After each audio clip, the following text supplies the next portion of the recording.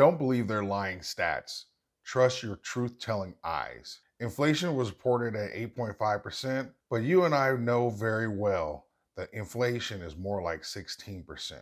Given this environment, the real question becomes, how can you put together a basket of inflation hedging assets that not only preserve your wealth, but also grow and allow you to profit from the huge amount of inflation that is ahead of us?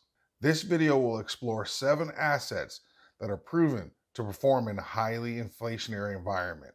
If that is of interest, then you are in the right place. So let's talk about it.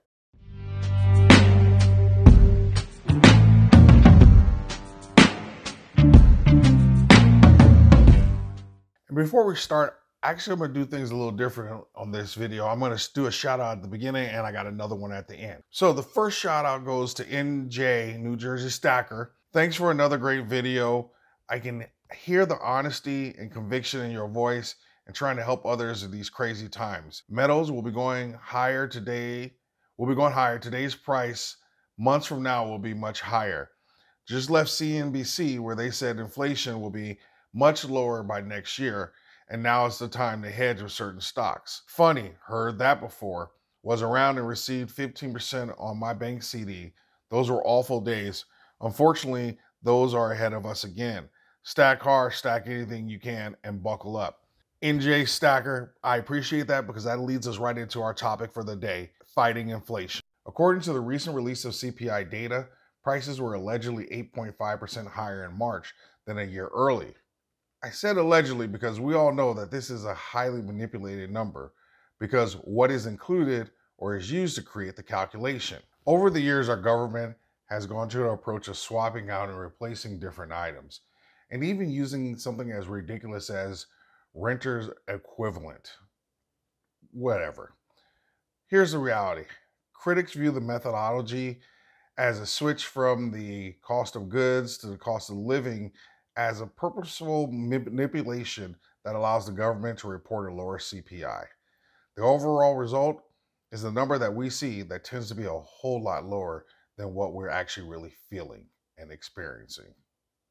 Take a look at this chart from Shadow Stats that shows what a closer realistic rate of inflation is currently at. As you know, here at Stackers, we don't concern ourselves with whining or complaining about how something isn't fair or anything like that. We focus on its impact and how we're going to respond or make money from it. So let's go. Typically, our conversations around here focus on physical gold and silver, and I'm not wavering on that position. However, given what we are facing, I would be remiss if we didn't share some ideas around utilizing a basket approach to battling inflation that we're dealing with. As such, I want to focus on some other assets or investment vehicles in addition to physical gold and silver, which we all should be holding and considering. First, gold and silver. We all know that it's one of the first assets discussed when we talk about protecting your wealth against inflation. However, I do not want you to be solely in that approach because historically, gold actually has not performed as well as it's often bantered about. Take a look at this chart, which shows the correlation between gold and CPI numbers. It shows that the relationship is in fact not linear. When charted, gold returns and CPI changes have a real historically weak linear relationship since 1971. And in fact, researchers have found that only 16% of the variation in gold prices can be explained by changes in the CPI inflation. Now, I will say that given the manipulation of the CPI, I'm not sure how much weight we can give this, but I'll let you decide. My job is to present you with the facts and data.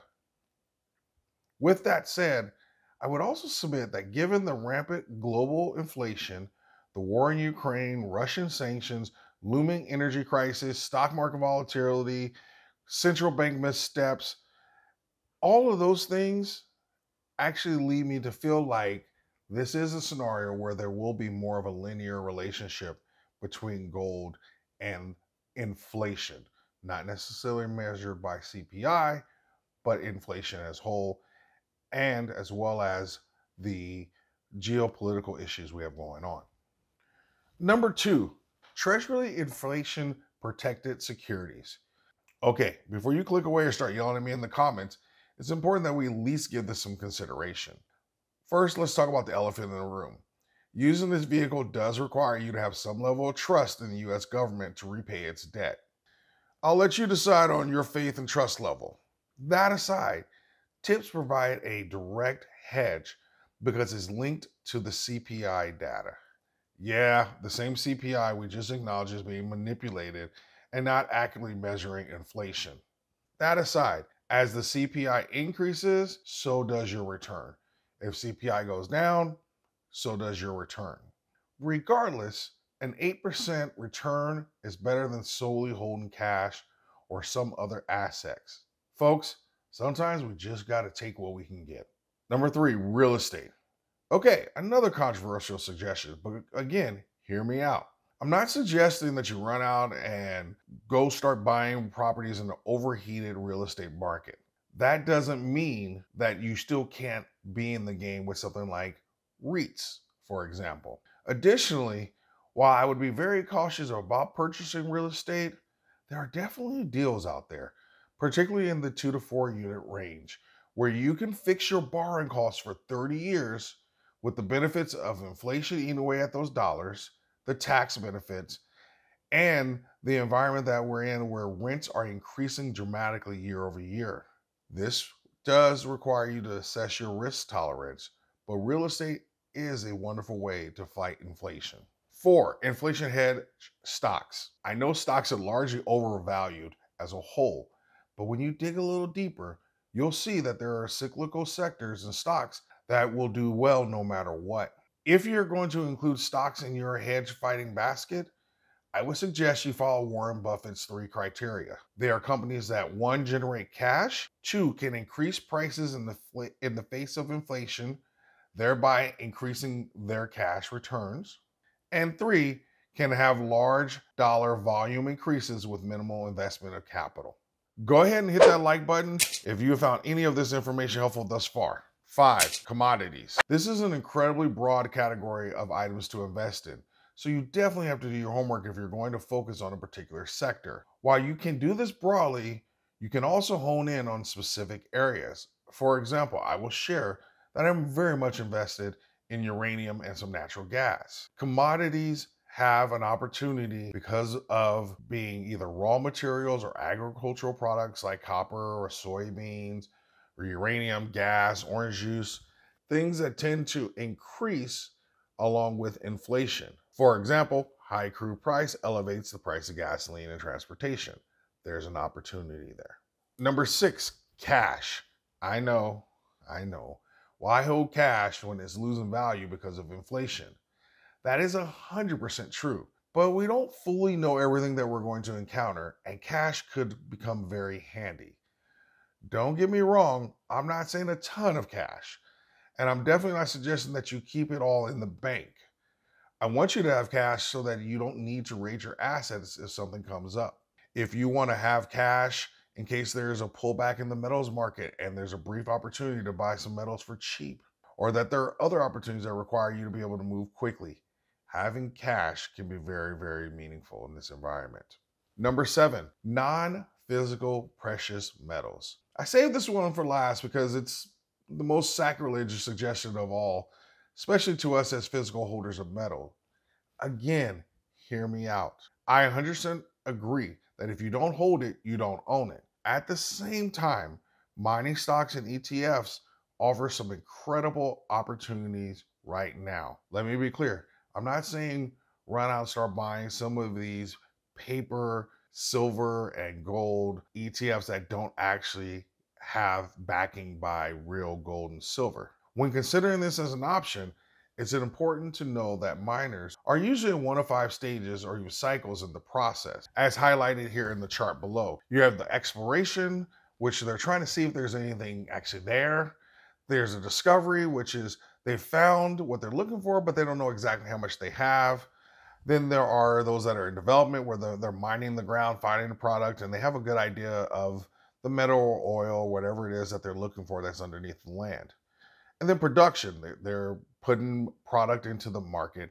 And then there's reclamation, which is kind of the mine has given all that it can give. Related to these stages is one last option that I'd like to share, which are royalty companies. Royalty companies are a great way to get in because they are much less dependent on the market or a particular mine. And their value really is based on the portfolio of deals that they put together and that they have a guaranteed return off each mine. So if you want to look at mining stocks, I think it's important that you understand that where that company is in the particular cycle. These vehicles offer lots of potential to us as physical investors of precious metals. As we continue to experience challenges with the availability of precious metals, as we see the premium skyrocket, and as the cost of gold in particular continues to climb, investing in mining companies is another way to potentially experience significant growth that is also leveraged. I can do a whole video on this. Share in the comments if you'd like to see me cover this topic in particular around miners. As we wrap up, here's the reality. Things are going to get a whole lot worse before they get better. And I wholeheartedly believe in physical metals. That doesn't mean as an investor, I can't diversify how I invest in precious metals. I know that's not typically discussed in our circles, but I will share personally that some of my picks are up 20 to 37% year to date. Physical will always be the cornerstone approach for me when it comes to precious metals, but we're also facing unprecedented times, and we need to have a basket approach to maintaining and growing our wealth. Just as stock investors need to diversify, we as precious metal investors, we need to diversify as well. If you found this video informative or helpful, please make sure you hit the subscribe button so you can officially join the community and not miss any of the critical information we put out at Stackers. As we wrap up, I want to share another comment shout out, and this one is actually kind of like a 2-for-1. First, we have Glenn Gross, who shared, quote, "Found your channel a couple days ago. Thank you. Been on the fence purchasing metals. I will start tomorrow. Have watched many different creators. You have convinced me to start." To which Tono Sama responded, "Right? Just went through that a few days ago, laugh out loud." Thank you both for your comments. It's really incredibly exciting to see us create this community and an environment where you can learn and heck, be convinced to join the world of real money by purchasing physical metals. Make sure you both check in later and give us an update about how your stacking is going. If any of you want to get more insights into how to approach buying precious metals, I'm going to link 2 great videos that will help you understand the stacking mentality and what stacking life is really about. I'll link those 2 videos right around here. Thank you all for your time. If you've been around here for a while, then you know how we end all of our videos. So say it with me. Always stack smarter, never stop learning.